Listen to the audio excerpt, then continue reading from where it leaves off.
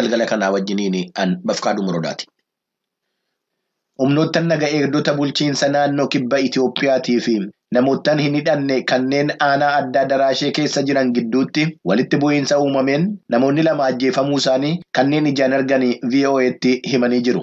Jiraataan aanaa addaa Daraashee ganda Atayyaa obbo Gannanee Geetahuun poolisootaa fi jiraattota gandaa gidduutti hokkora taasifameen namoonni du'uu akka ijaan argan yaada bilbilaan sagalee Ameerikaatiif kennaniin ibsanii jiru. Sababa kanaan namoonni 4,000 ol ta'anus lubbuu isaaniitiif sodaatanii naannoo isaanii gallakkisanii baqachuu isaanii jiraataan kun ibsanii jiru. Komishinariin poolisii bulchiinsa naannoo kibbaa Alamaayyoo Maammoo hokkora kanaan miseensi poolisii tokkoo fi namni yakkaan barbaadamu tokko du'uu isaanii deebii sagalee Ameerikaatiif kennaniin mirkaneessaniiru. Komishinarichi akka dabalanii jedhanitti poolisiin bulchiinsa naannootiif federaalaa yommuu yakkamtoota bakka isaan hin jirretti himannaan irratti dhiyaate to'annoo jala oolchuudhaaf socho'aa turan namoonni akka yakkamtoonni sun hin qabamne barbaadan hokkora kaasaniin rakkinichi uumamuu isaa ibsuu isaanii Yoonaatan Zabdiyoos hawaasaarraa gabaaseera. Abbaan qabeenyaa lammii Yuunaayitid Isteetsi kutaa Minisootaa keessa jiraatan obbo Tashittaa Tufaa jimaata darbee Itoophiyaarraa gara Yuunaayitid Isteetsi imaluudhaaf yommuu jiran buufata xiyyaaraa Boolee keessatti qabamanii guyyaa 2 fi bakki jiran ittuu hin beekamin turanii wixata dheengaddaa erga mana hidhaatii gadhiifamanii booda qibxata kaleessaa gara Yuunaayitid Isteetsitti deebi'aniiru. Dhimma kanarratti Tigisti Gammee gabaasa dabalataa qabdi.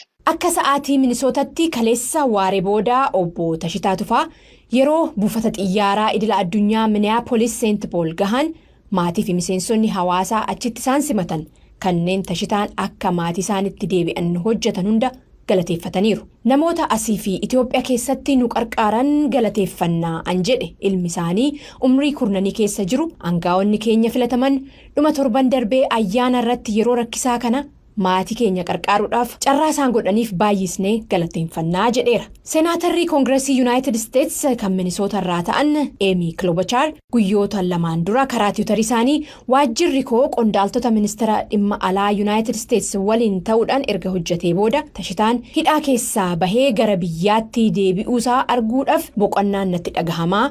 Maatisaa wajjiniin as Minisoota keessatti akka walitti makamuuf hawwiin qabaa jedhanii turan. Akkuma Minisootaa gahaniin ibsa maatiin kennerratti mul'atan obbo Tashitaan waan isaan qunnamee gaafachuudhaaf VOA'n kibxataarraa qunnamee ture. Nagahaan as deebi'eeraan jedhan obbo Tashitaan waan ture irratti ammatti yaada kennuun dura bakka bu'oota koominikeeshinii dhaabbata kiyyaa wajjin mari'adheen sinitti deebi'aa jedhaniiru. Dhimma kanarratti aangaa'ota Itoophiyaarraa qulqulleeffachuudhaaf yaaliin VOA'n godhe ammaaf hin milkoofne. Ministeerri odeeffannoo mootummaa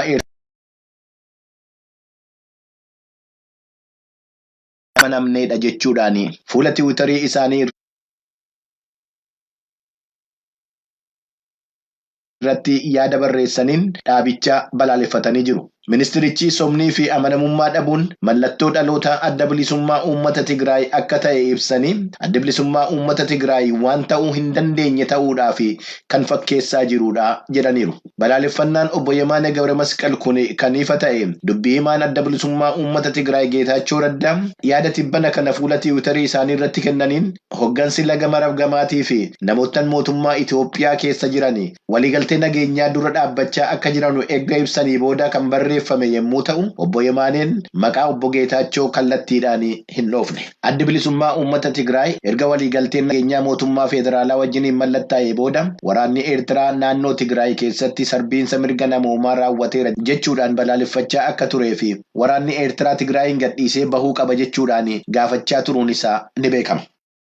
Somaaliyaa keessatti roobii har'aa konkolaataa 2 balaa dhoo'insaa qaqqabeen namoonni 10 du'anii hedduun madaa'uu isaanii aangaa'ota poolisii biyyattii wabeeffachuudhaan Associated Press gabaasee jira. Kutaa Hiraan bakka Mahaas jedhamu irratti haleellaan raawwatame kun mooraa loltootaa kan naannoo sana jiru irratti kan akeekkate ta'uusaa kan ibse gabaasni Associated Press balaa sanaaf gareen hidhattoota Al-Shabaab itti gaafatamummaa fudhachuu isaa beeksisee jira. Balaa kanaan namoonni du'an hunduu siviilota akka ta'es beekameera. Karaa biraatiin pirezidaantiin Somaaliyaa Hassan Sheikh Mohammed bara haaraa 2023 keessa mootummaan isaanii garee hidhattoota Al-Shabaab akka balleessuuf karoorfate ibsanii jiru. Pirezidaant Hassan Sheikh Mohammed erga aangoo qabatanii as waraanni biyyaalessaa Somaaliyaa milishoota gosaalee wajjin ta'uudhaan tarkaanfii garee hidhattoota Al-Shabaab irratti fudhachaa jiruun milkaa'insa akka agarsiisaa jiru gabaasameera. haasaa pirezidaantichaa irratti namoota yaada kennan keessaa tokko itti aanaa muummee ministeeraa biyyattii kan turanii fi yeroo ammaa dhaabbata miti mootummaa Hoorni Seentar jedhamuu fi wiirtuu qorannoo imaammataa kan hoogganan Ahmad Abdulsalaam yaada pirezidaantichaa dinqisiifatanii hojii dhimma nageenyaa biyyattii garee naga eegdota gamtaa Afrikaa irraa dhiyeenyatti fudhachuudhaaf akka karoorfatanii himanii jiru.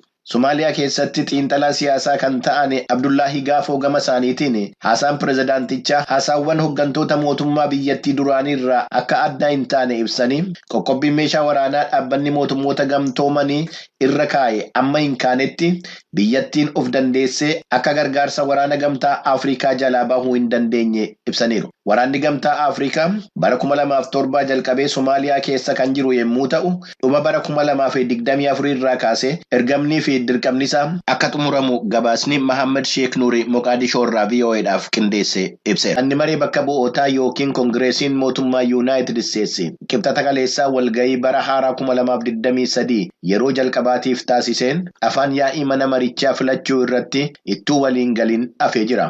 Afaan yaa'ii mana marichaa kan turan Naansi Peelosii bakka bu'uudhaaf kaadhimamaa paartii Riippaabilikaanotaa ta'anii kan dhiyaatan Keevin Maakaartii sagalee yeroo sadiif kennameen ittuu sagalee isaan mo'achiisuu danda'u hin argatin hafanii jiru.